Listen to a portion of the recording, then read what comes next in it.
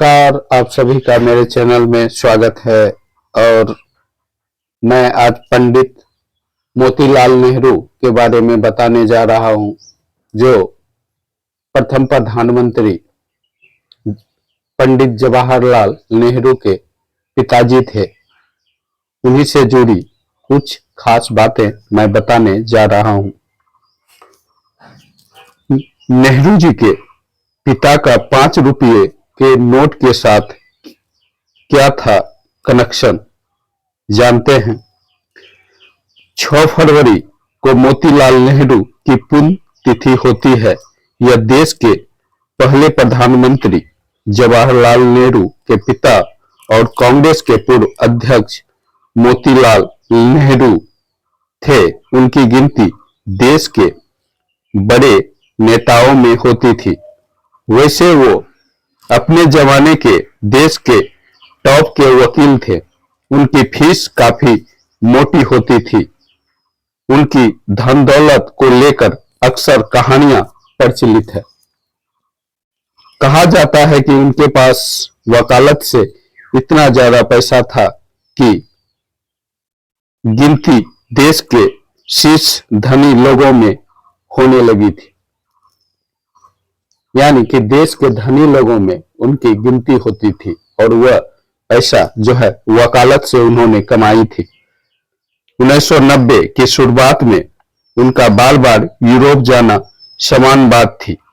उनके ठाट बाट के कई किस्से हैं। हालांकि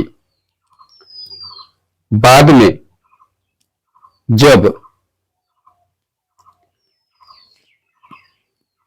वे आजादी की लड़ाई में कूदे तो उन्होंने अपने लग्जरी जिंदगी छोड़कर न केवल सादगी भरी जिंदगी अपनाई बल्कि अपनी बहुत सी संपत्ति भी कांग्रेस को समर्पित कर दी।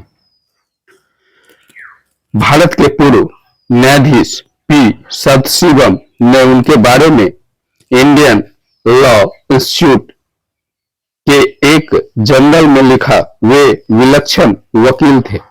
अपने जमाने के सबसे धनी लोगों में एक। अंग्रेज जज उनकी वाक्पटुता और मुकदमों को पेश करने की उनकी खास शैली से प्रभावित रहते थे। शायद यही वजह थी कि उन्हें जल्दी और वो सरदार तरीके से सफलता मिली।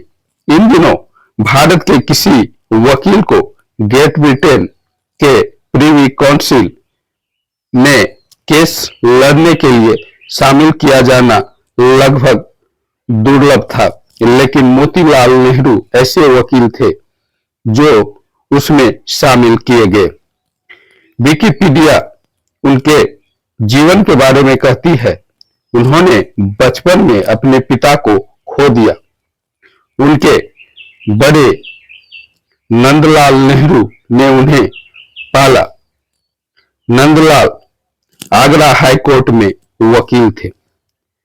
जब अंग्रेज हाईकोर्ट को आगरा से इलाहाबाद में ले आए तो परिवार इलाहाबाद में आ गया, फिर यहीं का होकर रह गया। नंदलाल की गिनती उन दिनों बड़े वकीलों में होती थी। उन्होंने छोटे भाई को बढ़िया कॉलेज में पढ़ाया और फिर कानून की पढ़ाई के लिए कैम्ब्रिज भेजा। लंबे और असरदार व्यक्तित्व वाले मोतीलाल नेहरू बोलने की कला से सहज आकर्षण का केंद्र बन जाते थे। कैम्ब्रिज में वकालत की परीक्षा में उन्होंने टॉप किया। फिर भारत लौटकर कानपुर में ट्रेनी वकील के रूप में प्रैक्टिस शुरू की। उन दिनों ब्रिटेन से पढ़कर आए बैरिस्टर का खास रुतबा होता था। देश में बैरिस्टर भी गिने चुने ही होते थे।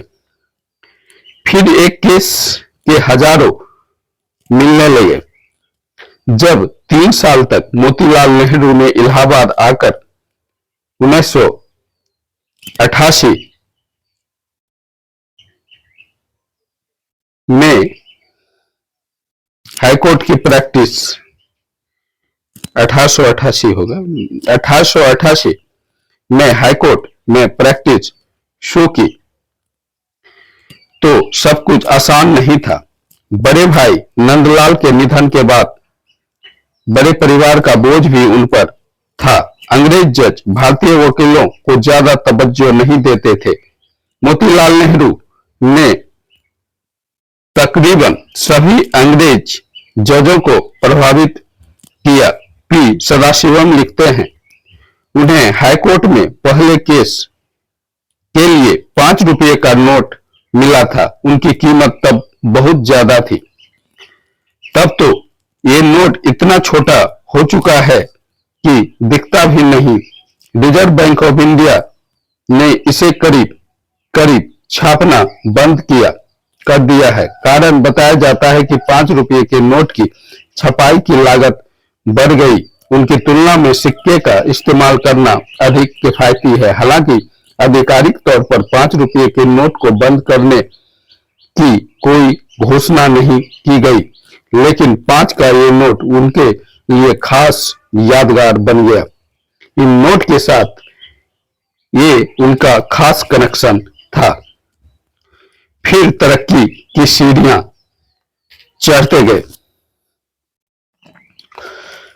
फिर वे तरक्की की सीढ़ियां चढ़ते गए, कभी पीछे मुड़कर नहीं देखा। बाद में उन्हें एक केस के लिए बहुत मोटी रकम मिलने लगी, जो हजारों में थी। उनकी छोटी बेटी कृष्णा हाथी सिंह ने अपने किताब हिंदू से प्रधानमंत्री ने अपने पिता के बारे में लिखा। पिताजी की कानून पर पकड़ बहुत अच्छी थी। वे मेहनत भी डटकर करते थे, इसीलिए आमदनी भी खूब होने लगी। विरासत संबंधी हिंदू कानून का उनका ज्ञान अद्भुत था। लाखन रियासत के उत्तराधिकारी वाले एक मुकदमे में ही उन्हें बहुत सा रुपया मिला था। देश के सबसे महंगे वकील बन गए।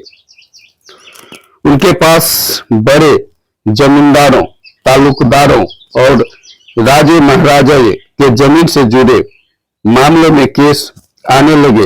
वे देश के सबसे महंगे वकील में शुमार हो गए। उनका रहन सहन यूरोपीय था।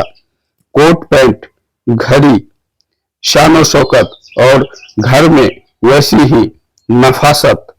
1889 के बाद वे लगातार मुकदमे के लिए इंग्लैंड जाते थे। वहां महंगे होटलों में ठहरते थे। तब 20,000 रुपये में खरीदा स्वराज भवन और 1900 में मोतीलाल नेहरू ने इलाहाबाद में महमूद मंजिल का नाम लंबा चौड़ा भवन और उनकी जुड़ी जमीन खरीदकर उन पर जमाने में उन्होंने इसे 20,000 रुपये में खरीदा। फिर सजाया समारा। स्वराज भवन में 42 कमरे थे। बाद में करोड़ों की ये प्रॉपर्टी को उन्होंने 1920 के दशक में भारतीय कांग्रेस को दान में दे दिया। आजाद भवन के फर्नीचर यूरोप और चीन से आए थे। 1930 के दशक में उन्होंने सिविल लाइंस के पास एक और बड़ी संपत्ति खरीदी। इसे उन्होंने आनंद भवन नाम दिया। बताया जाता है कि इस भवन को सजाने संवारने में कई साल लग गए। उनमें एक से एक बेमिसाल और कीमती सामान और फर्नीचर थे।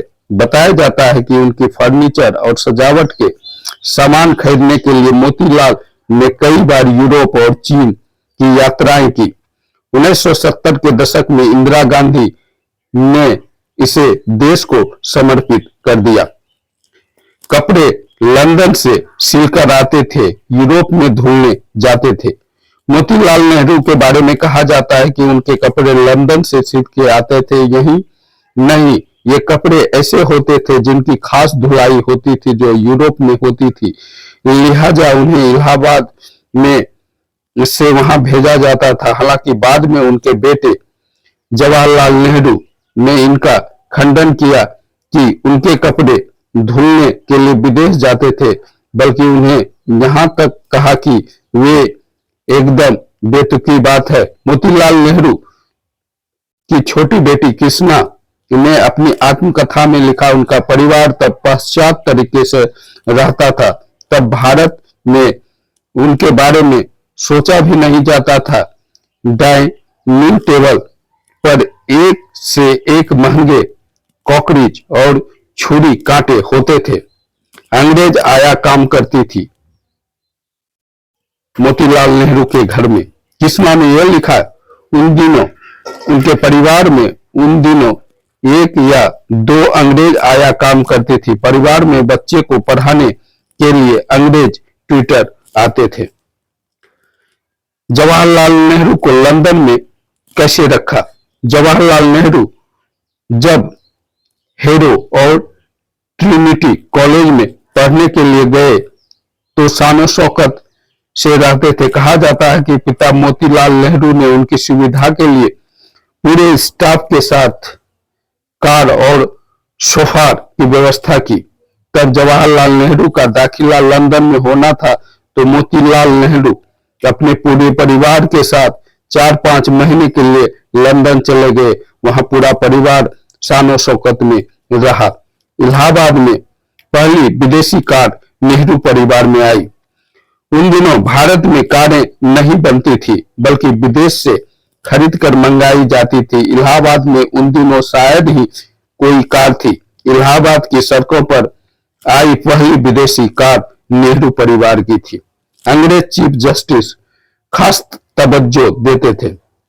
भारत के पूर्व मुख्य न्यायाधीश सदाशिवम ने अपने लेख में लिखा, इन दिनों सर जॉन एज इलाहाबाद में चीफ जस्टिस थे। वे मोतीलाल नेहरू को बेहद काबिल वकीलों में रखते थे।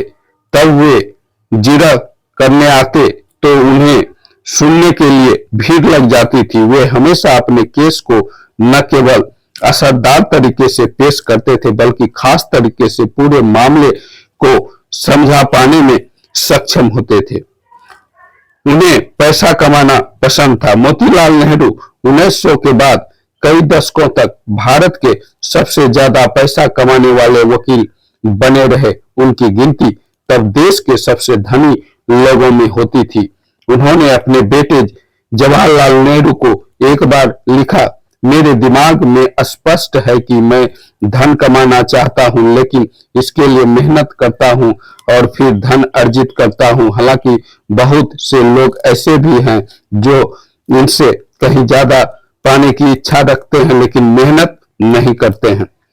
तब वो शीर्ष पर थे। 1920 के दशक में जब मोतीलाल नेहरू ने महात्मा गांधी को सुना समझा, उनके करीब आए तो वे वकालत छोड़कर देश की आजादी के आंदोलन में शामिल हो गए। हालांकि तब वे टॉप पर थे और बहुत पैसा कमा रहे थे। अक्सर यह भी कहा जाता है कि उस समय जब भी कांग्रेस आर्थिक संकट से गुजरती तो मोतीलाल नेहरू उसे धन देकर उबारते थे।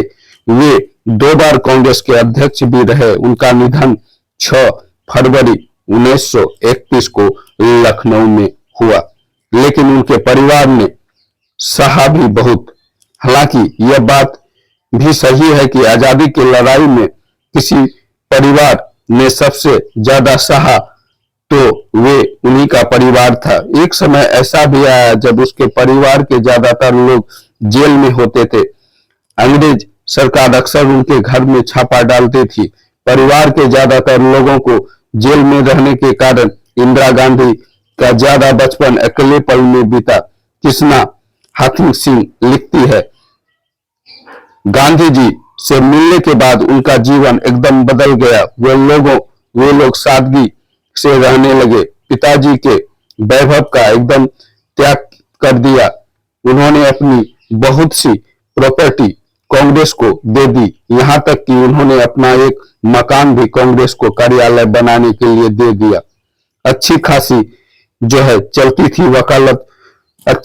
चलती वकालत छोड़कर देश में आ गए। वो धीरे धीरे गांधी जी से इतने प्रभावित हो गए कि अपनी चलती हुई वकालत छोड़कर राजनीति में कूद पड़े। घर में होने वाली पार्टियां बंद हो गई। घर में सादगीपूर्ण खाना परोसा जाने लगा। विदेशी कपड़े त्याग कर पूरा परिवार साधारण भारतीय कपड़े में आ गया। इस तरह से जो है पंडित मोतीलाल नेहरू का जीवन था। काफी पैसा कमाया, लेकिन बाद में सादगी वाला जिंदगी अपनाया और कांग्रेस में शामिल होकर देश के आजाद कराने की लड़ाई में शामिल हुआ। और जो है इस तरह से देश की आजादी में इन परिवारों का बहुत बड़ा योगदान है। ओके गाइज, वीडियो कैसा लगा जरूर बताइएगा। इस संदर्भ में कोई कमेंट हो कमेंट अवश्य कीजिएगा। वीडियो को लाइक करें, चैनल को सब्सक्राइब करें। Okay bye.